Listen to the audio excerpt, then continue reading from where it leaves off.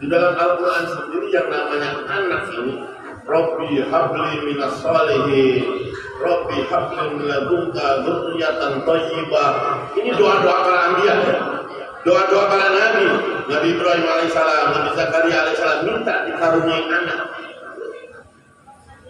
Sampai doa mereka itu diabadikan, minta kepada Allah anak. Diberi oleh Allah anak ini. Kita dikenalkan dengan agama, alhamdulillah. Anak kita dititipkan ke pondok dan tidak ada cita-cita kita yang melebihi daripada keinginan anak itu soleh. Betul tidak? Tidak ada cita-cita yang lain. Ingin anak itu soleh sebetulnya itu sudah sempurna, sudah cukup. Maka dikatakan Rabbi habli minas sholihin, itu puncaknya doa. Puncaknya doa itu ya. Rabbi habli minas sholihin, untuk anak itu ya Allah, berilah kepadaku anak yang saleh. Kenapa? Jadi ketika anak-anak yang tidak soleh dengan berbagai mungkin kelebihan yang mereka punya, taruhlah anak kita jadi pejabat, anak kita jadi tentara, jadi PNS, anak kita jadi pengusaha kaya raya, anak kita bisa ini, bisa itu dan sebagainya. Tapi dicabut oleh Allah sukses, dicabut oleh Allah solehnya dicabut. Kita akan jadikan, kita akan rasakan betul-betul anak itu sebagai musibah. Kamu bilang ini? Banyak orang punya anak, alhamdulillah bangga, anak saya juara matematika, anak saya juara fisika, anak saya juara apa lagi, menyanyi, piano, dansa dan sebagainya. Dia bangga. Tapi hadirin yang dimuliakan oleh Allah, walaupun sudah besar, anaknya jadi pejabat, anaknya jadi ini, jadi itu dan sebagainya, dicabut oleh Allah, solehnya saja dicabut. Satu saja yang Allah cabut. Sifat solehnya anak kepada orang tua dicabut.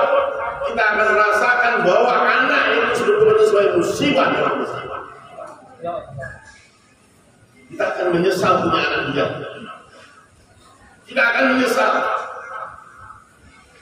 Ada satu orang yang datang kepada saya dengan 6 orang anak, bukan dengan 6 orang anak, dia datang sendiri.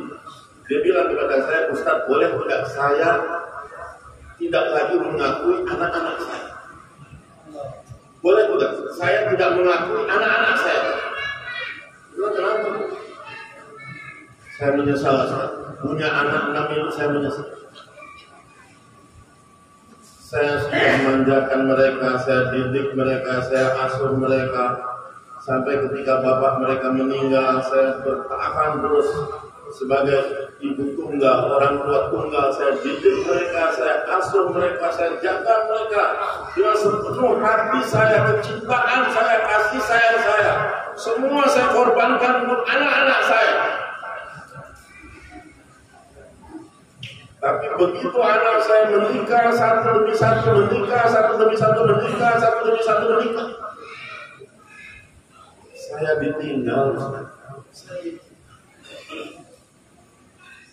Mereka lebih memilih pasangan mereka. Yang punya istri mereka dengan istri, yang punya suami mereka dengan suami. Saya ditinggal, Ustaz. Saya ditinggal. Seolah-olah berpuluh-puluh tahun saya mengasuh mereka, tidak ada bekas sama sekali. Mereka memberi saya uang, Ustaz. Mereka kirim saya uang setiap bulan. Saya cukup, Ustaz. Semua makan saya apa semua terpenuhi, Ustaz. Tapi yang saya perlukan bukan itu. Saya kecewa. Saya menyesal. Saya sakit hati. Saya tersinggung, Ustaz. Sehingga terdekat dalam diri saya akan lepas menjadi ibu manis. Saya tidak akan mengakui mereka sebagai anak saya. Boleh tidak, Ustaz? Hadirin yang dimuliakan oleh Allah, kalau seandainya orang tua paham dari awal pentingnya anak yang soleh, bagaimana hadis Nabi Sallallahu Alaihi Wasallam, "Idza mata ibnu Adam in qata'a amal sa'iru amal." Semuanya ini akan hilang semua. Yang tersisa di antaranya ada waladun, anak yang itu kuat. Ini anak-anak kalian itu dibanggakan dengan Al-Quran.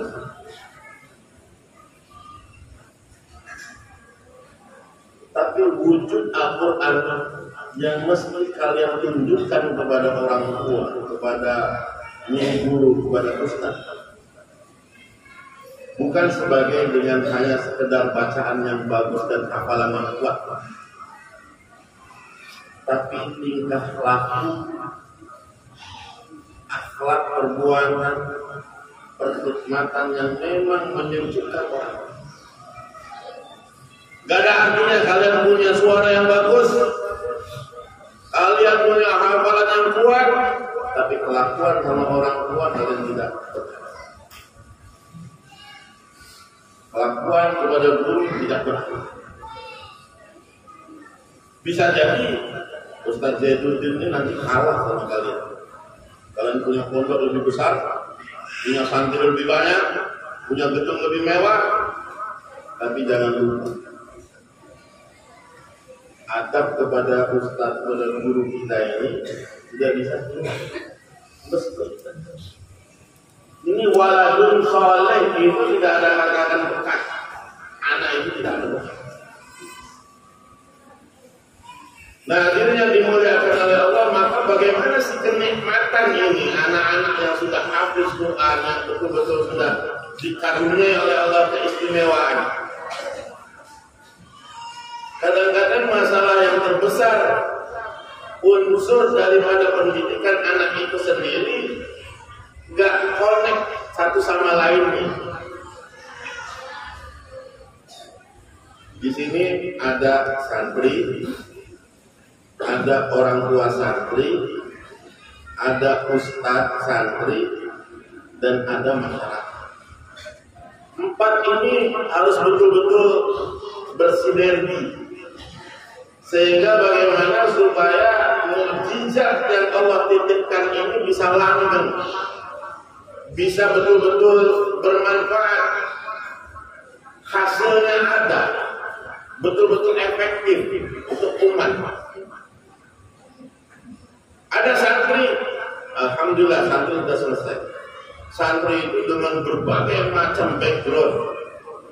Ada dari kalangan orang-orang yang dimanja oleh orang tuanya, ada santri yang dari kalangan orang tuanya nggak tahu kemana. Awal-awal Ar-Royan itu, ini di zamannya Ustaz Zainuddin, awal-awal Ar-Royan kami di Cirebon itu dititipi oleh Haji Maimun, 25 orang santri, 25 orang itu semuanya tidak tahu ayah ibunya siapa. Tidak ada yang tahu ayah ibunya siapa.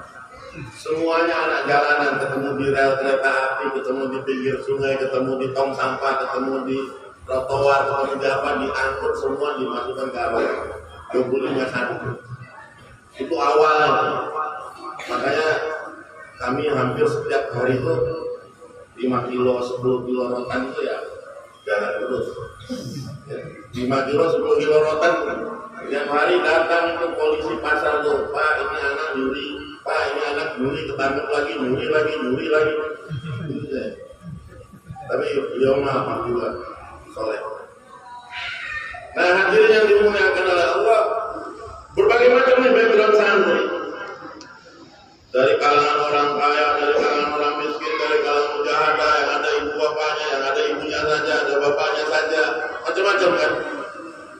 Dengan berbagai keadaan kondisi dititipkan di satu kondisi di pondok, diseragamkan nih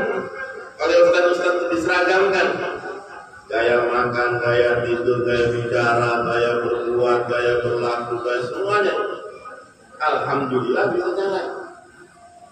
Bisa jalan dengan anak-anak dari yang merah, yang hitam, yang kuning, yang ini semua bisa diseragamkan, dididik oleh ustaz-ustaz. Kadang-kadang yang tidak nyambung itu justru dua unsur di luarnya, orang tua dan masyarakat. Orang tua nggak ngikutin proses ini loh. Maka kesalahan terbesar dalam pondok pesantren ketika orang tua itu menitipkan anak, orang tuanya nggak merasa jadi santri. Ini masalah. Orang tuanya tidak ikut merasa saya juga santri. Kalau di kitabnya Ustaz Budi Ashari, ahli sejarah, ahli pendidikan yang suka keluar di TV ya, Budi Ashari, dia punya kitab juga. Dia wajibkan orang tua santri wajib setiap bulan sekali itu belajar pondok. Dia harus meluangkan waktunya belajar seperti santri. Dalam seminggu, dalam sebulan dia sekali datang ke pondok nyantri ibu bapaknya. Tahu rasanya bagaimana santri itu, Pak. Mau bagaimana sibuknya ibu bapaknya, Pak. Kalau nggak mau ya sudah ambil anak. Kita perlu orang tua yang paham dengan kehidupan santri bagaimana.